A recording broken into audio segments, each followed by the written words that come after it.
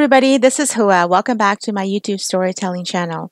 I am here to read chapter 2 of Tales of the Consorts. I hope that you have been enjoying this short story novel. This is a novel that does have so much dirty secrets inside, and if you are one that loves drama, stay tuned. So sit back, relax, and enjoy.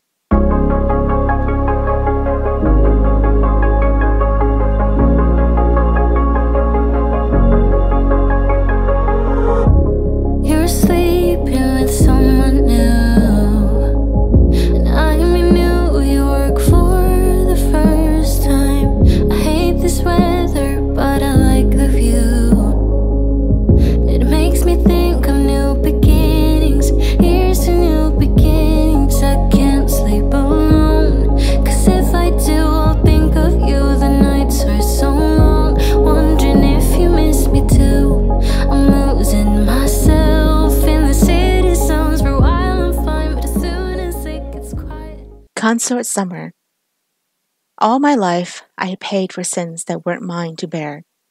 My innocence was stripped from me when my father sold me off to relieve his gambling debts, and I remember shouting for him to take me back. Yet he left me as if I wasn't of his blood. When the men took turns with me one by one, I felt a part of me perish into something stone cold. I had prepared to take my life that day, but I was forced to pull the carriage, and it was the one day where I thanked the heavens above, because I came across the king, and he took me from that horrid place and into the palace walls. But the men who he took me away from still found a way to me, and after some thought, the king realized that the only way to protect me was to make me a consort. So I was promoted, and I saw the queen's pain that day, yet the king had promised me to never tell her the reason for my becoming a consort. So I kept my lips sealed, and I watched as the queen felt as if she was not enough. In my heart and soul, I believe that the king loves the queen more than life itself. He fights for her, always, and no matter what, he will give her anything she wishes. Does she love him? I know not, for she is a wizard when it comes to her emotions. No one can tell, and that is the one method that I envy in her. The king adores the very breath that she breathes. When Consort Angelina was promised as military protocol, the queen had gone into a depressive state for weeks. She barely ate anything, yet she forced a smile when around us. The king had gone to attend political affairs, and had never seen how much the queen had suffered. But I always knew because I kept an open eye, and although she thought no one knew, I saw the pain that she endured. No woman should have to endure this pain, but the queen does, and she does it so elegantly, and that is why the king worships her every move. He will side with her no matter what, but lately it seems as if Consort Angelina has gotten under the king's skin and has been keeping him away from the queen. Today at breakfast proved that although Consort Angelina may earn the favor for a short time, the king would always return to the queen's chambers. I know you've been hurt, I know that you're trying. The boss is complaining, your phone's always ringing. Outside there's the cold wind, inside the monotony. Baby, we need an exit from this. Honey, we need that sweet release.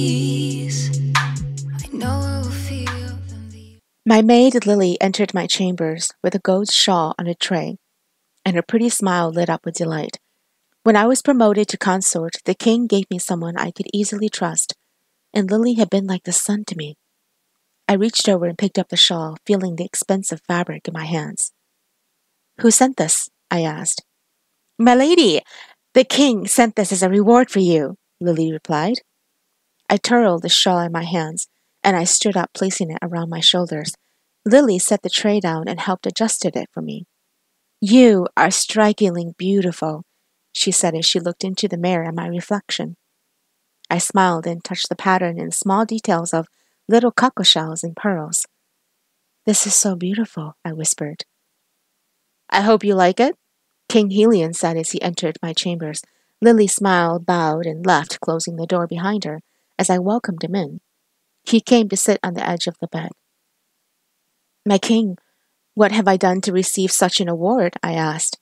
Smiling, he replied, "You have done many good deeds, and I award accordingly. Thank you, Consort Summer, for always being the one I can easily speak to about matters of the heart. I walked to stand before him. Your Majesty, perhaps you should be speaking of those matters with the Queen. She longs to hear your voice, I am sure of it. You are sure of it? I question it myself, for she rarely says much to me. But, no bother. I am here to discuss terms with you. Do you require anything from me? Shaking my head, I replied, No, Your Majesty, I do not. But I would like to ask a boon. Ask away? Your Majesty, I ask to be moved to the Western Hall. The sun here is not strong enough for me to practice my poetry writings. Laughing, he said, Is that all? You ask a boon, and that is all you dare to request. What were you expecting? I was expecting a lot more than just moving from one hall to another. But no matter, he said as he stood up. He walked to me and took my hands gently. I shall grant you your request. On the morrow I shall have your things moved. Thank you, Your Majesty. He smiled at me and then walked out. I admired the shawl some more and heard feet pattering and turned to find Consort Angelina walking in with a jealous grin on her face. Out of all people, I was not expecting her. How much had she heard? My, what a beautiful shawl you have been gifted. What magic did you use on the king? She asked. She came and fingered the material, and then without warning she ripped it from my shoulders, and I stumbled backward. Lily entered and came to kneel before me on her knees. Consort Angelina, please do not hurt my lady, she begged. Move, she ordered. Lily lowered her head and shifted to the side as she came toward me, stepping on the shawl, making sure she tore it. My heart ached as I heard the fabric ripping. Do you honestly believe that the king will love you if you pretend to be a woman of little words? She asked, cocking her head to one side. You are a good actress, Consort Summer. You have been aiding the king and keeping him from me too, have you not? Shaking my head, I cried, No, Consort Angelina, I have not.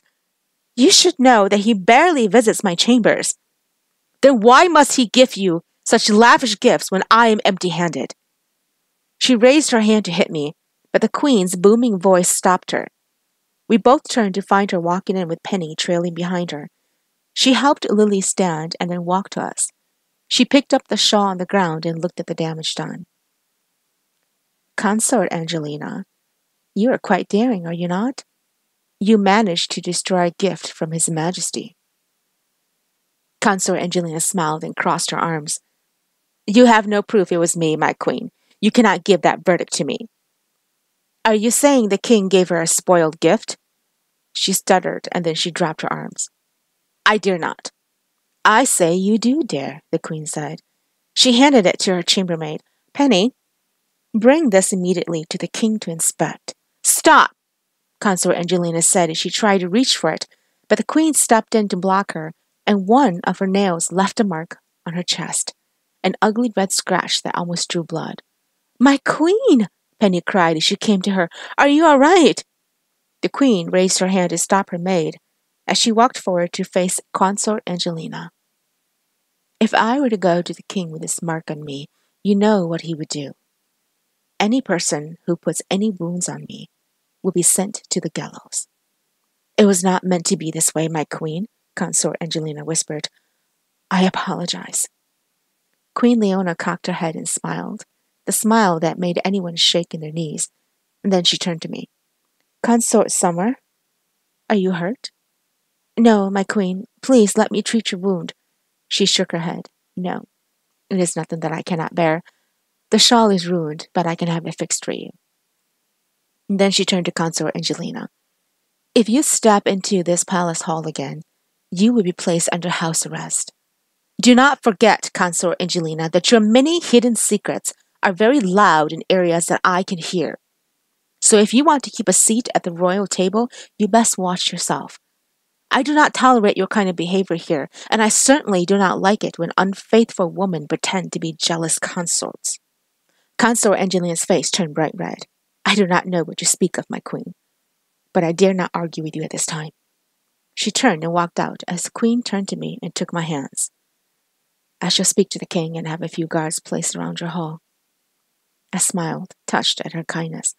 Please, my queen, let me give you something for your wound. No, it is quite all right. I have troubled you enough as it is. I shall take the shawl to have my seamstress fix it for you. I will have Penny send it to Lily in a few days. I nodded. Thank you. Lily, please walk the queen out.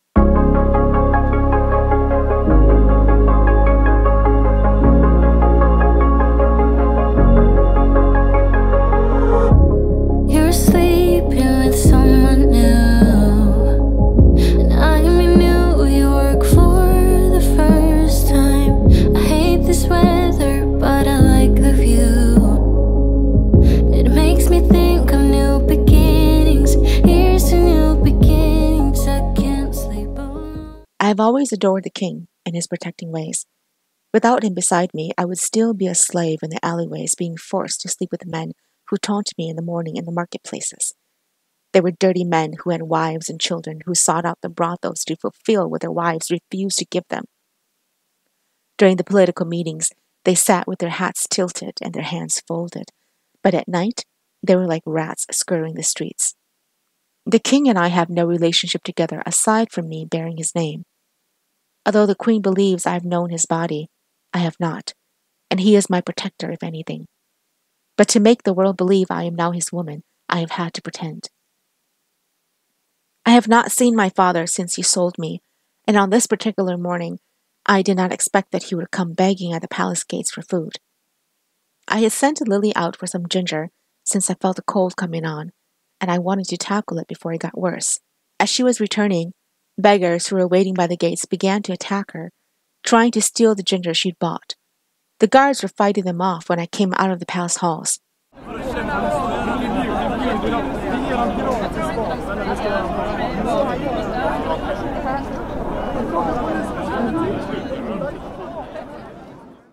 What is this ruckus? I asked as I made my way to where the handful of men in dirty clothes were pulling at my chambermaid. The guards pushed two men who were holding her dress, and she finally was free to run to me. Her face was pale with fright, and I gestured for a guard to take her inside. I turned to go when I heard my name being called, and I swiftly glanced back to find a man in dirty black torn clothes stand from the group of men. His hair was long, tangled with thorns and leaves, and his eyes were hollow, barely life inside, and he was shaking as he stepped from the men. Summer? He asked. Is that you, my daughter? My heart slammed into my chest, and I took several steps backward, my eyes blinding with tears and hurt.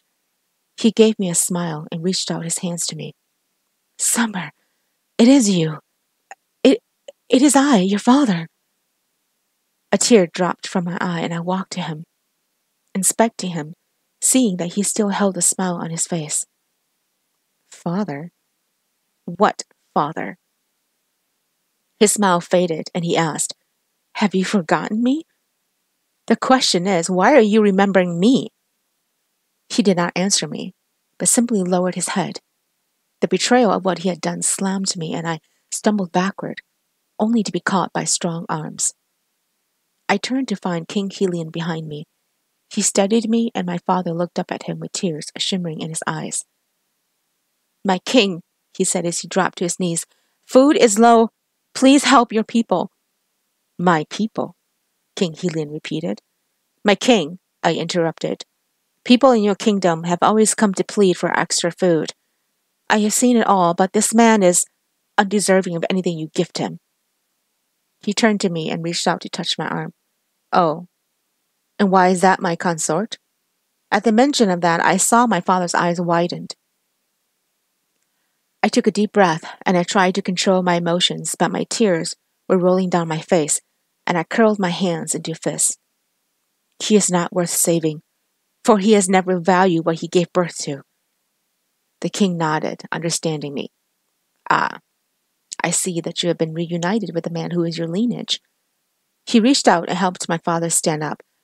How is it that you came to be here? My father lowered his eyes and didn't answer. He fell back down to his knees. Summer, it is wrong of me to even request your help today. Forgive me, my daughter. I had no choice back then. The king lowered himself to be at my father's level, and forced him to look into his eyes. Because you had no choice, you forced Summer to pay for your sins. You stripped her of her innocence and her gentle ways. When I look into her eyes, all I see is a painful, scared girl who was ravaged by men who had no right to even touch her. You, as her father, should have been there to protect her, but you threw her into a world that a girl should not ever be a part of. Today, you are here on your knees, begging and pleading for a scrap of food to feed your hunger. But have you stopped to think of her hunger for love when you left her in the darkened alleys for men to feed on? My father didn't answer. I reached to pull the king up, and I wiped my tears on my cheeks. I have no father. I buried a man who claimed to have birthed me a while ago. If you want to see who it was, you can go look in your own reflection.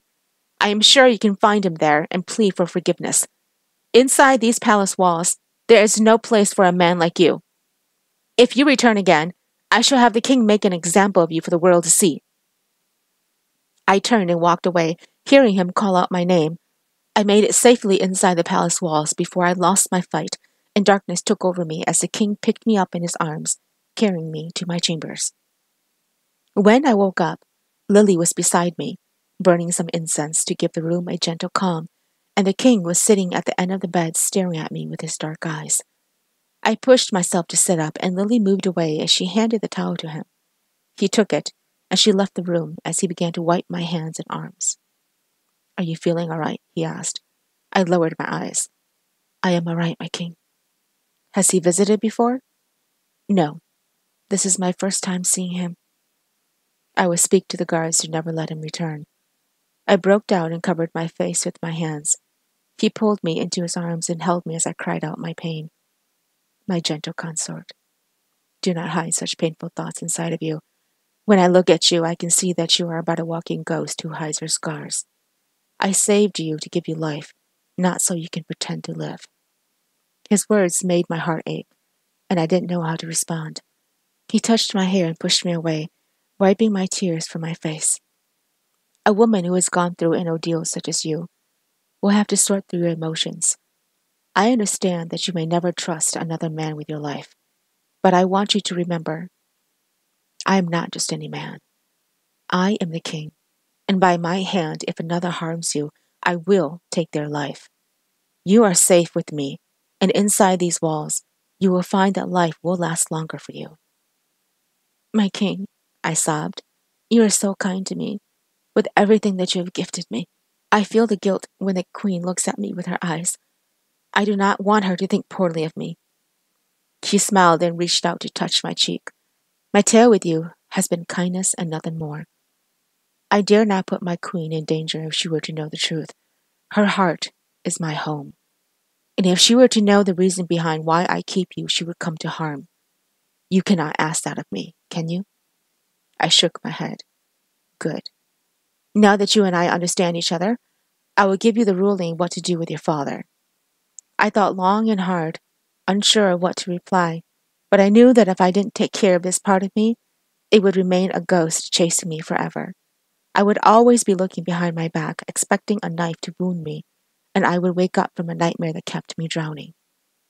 My great king, give me time with this man to speak out my pain, and after I am done, I want nothing more than to see his head on a spike for the vultures to feed on.